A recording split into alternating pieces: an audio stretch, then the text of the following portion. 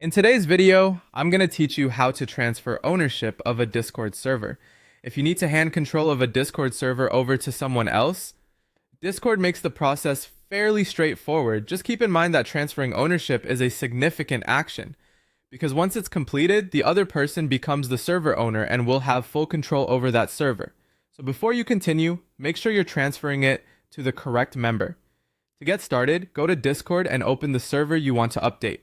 Once you're inside that server, look for the server settings area.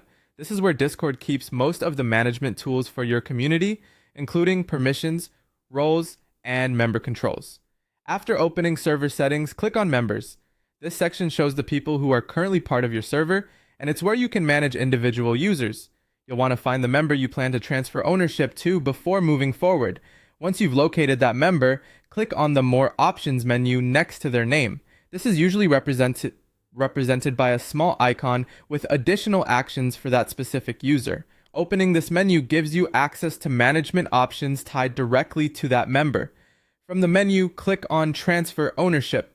At this point, Discord will show a confirmation prompt because this action changes who officially owns the server. This warning is there to help prevent accidental transfers, so take a moment to review everything carefully before proceeding. Next, click the acknowledgement checkbox confirming that by transferring ownership of the server, it will officially belong to that person. This is Discord's way of making sure you understand the change is intentional and final. Since this is an ownership change, it's a good idea to pause here and verify one last time that you've selected the right account. After that, click Transfer Ownership to finish the process.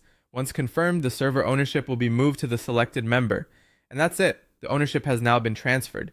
If you're doing this as part of a team handoff or community management change, it can also be helpful to let your moderators or members know, so everyone is aware of who now has final control of the server.